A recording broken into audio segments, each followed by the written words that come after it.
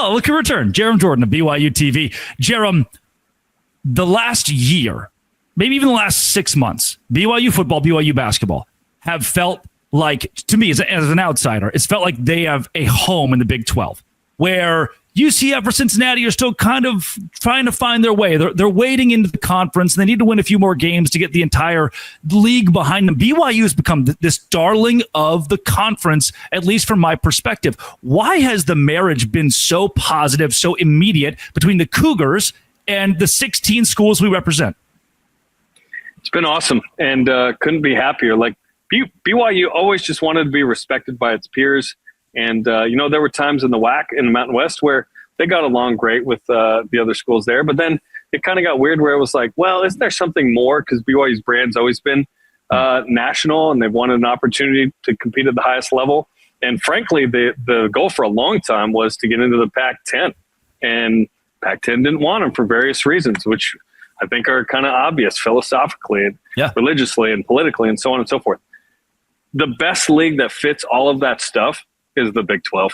And it took me a minute to realize that. But once BYU got that invite, I was like, this is actually way better. It's not better geographically for the majority of the alumni. Granted, they're all over the country, but like in the Western time zone, Mountain time zone, that's where the majority of them are.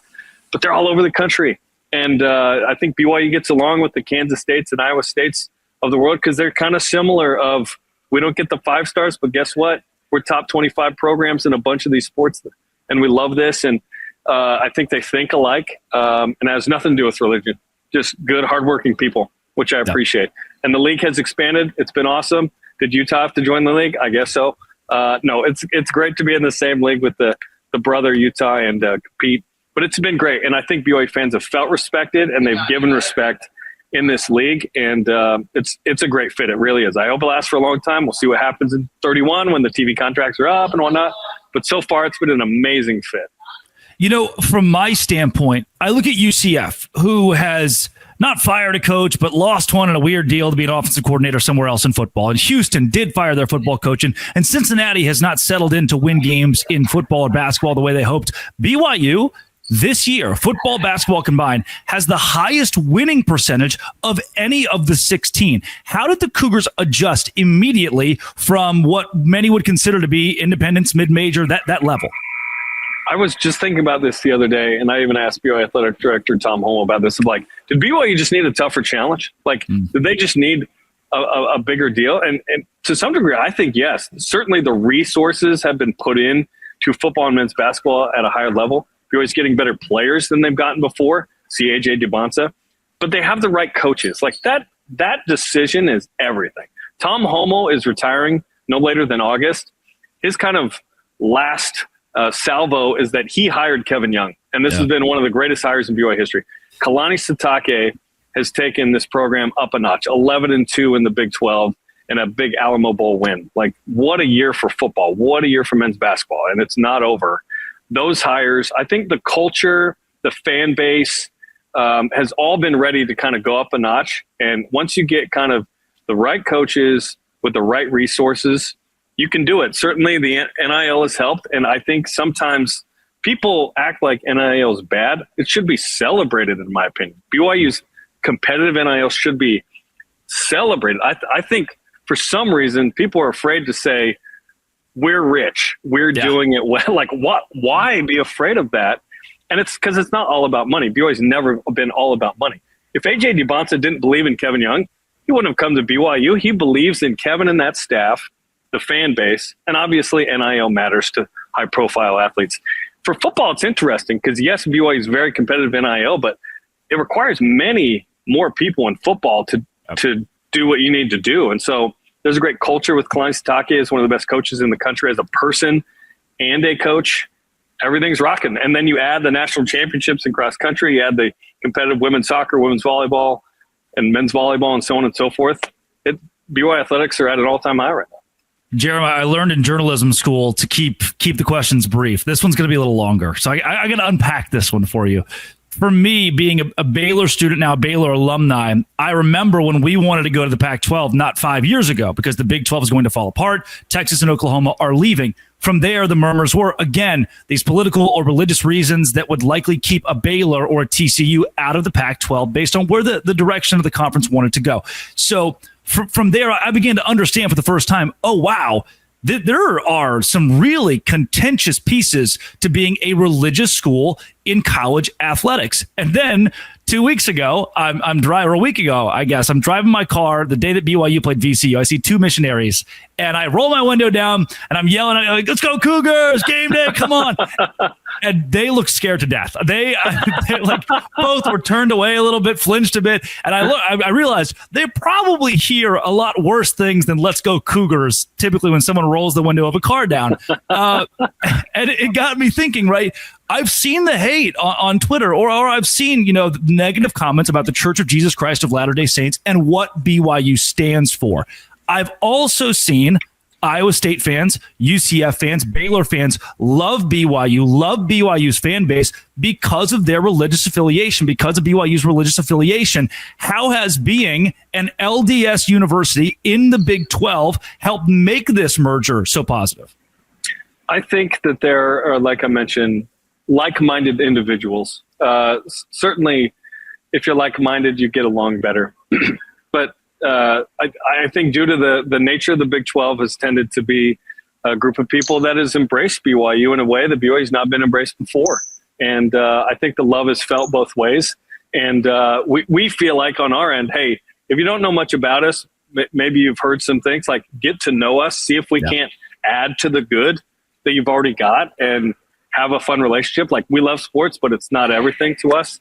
At the end of the day, Sunday morning is everything to us, going to church. And those values, and I know that sports is everything to everyone, but to some people it is. But we can have fun while competing and while getting after it. And at the end of the day, none of this really matters. Like, it's fun, but it doesn't really matter. But in the moment, it feels like it matters, doesn't it? Yeah. For Baylor, Robert Griffin III was the pillar where admissions, suddenly the numbers doubled. Everyone wanted to go to Baylor and be a part of this. What a good dude, by the way. I love RG3. Spectacular human being, and still gives back to the university. And it's an homage to how sports can transform a university. Sports are the mouthpiece in many ways, the billboard in many ways for what a university is. BYU stands for more. Baylor stands for more. These schools that are tied so tightly to faith. Jerem, when BYU wins, does it feel like when sports, and I've tried to portray this in a way that makes sense, when BYU wins and carries those three letters far and wide, how does it help the faith? Like, there seems to be something so much deeper to BYU winning and growing as a university, sports being a billboard when faith is tied to it. Yeah, sports normalizes members of the church for many people. And obviously not every member of the church loves BYU. There's a certain amount, like the Utah fans who are members don't like this conversation. Yeah, they don't. Yeah. But it normalizes the people of the church. I feel like Jim Fredette might be the greatest missionary the church has ever produced. He didn't go on a mission, but boy, did his play get missionaries talking to people that may not have otherwise. And at the end of the day, we're just here to love and invite each other to just better ourselves and become like Jesus Christ. It's kind of the message of BYU, right? Whatever that looks like for you, and love. So yeah, it helps. I remember when Florida Gulf Coast was making their run, and all of a sudden they were like academically, just through the roof. Yep. It helps. None of the BYU sports matter if they don't win. Like the messaging, the tie into the church, the missionary work, none of it matters if you don't win. So you have to compete and you have to win, and you have to do it a certain way. And I think, honestly, for a long time, BYU decided we're not going to cheat. We're not going to break certain rules. And now that you can pay players above board, NIL, now BYU is going up because now everybody's supposed to be above board. So I think it honestly has helped BYU in that regard. Certainly do not intend to make this podcast about faith or religion. Right? We're talking about sports, but I want to emphasize that when you go to a large state school and their donors are doling out millions of dollars to win a national championship. The championship is more hollow than when you win a national championship with faith at the forefront, or faith being paramount to what you're doing, and that being something that helps spread what BYU fans are committed to, or what Baylor fans or Notre Dame fans are committed to in their own right. So I want to emphasize that with how unique BYU is in that way, as well as other universities that have committed to faith. Jerem, thanks so much for this. Number one, I mean, it's game day. I feel it. This is good. I can't wait. And for you and listeners of Locked On Big 12, many of whom know who you are, where can they find more of your work, and where can they find hopefully your live tweets during the game? First off, it was great to have you in Provo. Not once, but twice? We've had you a couple times now. Once in my normal get up, the second time in the fur coat. That was nice. There's not a lot of people dressed in fur coats walking the streets of Provo, let me tell you. No.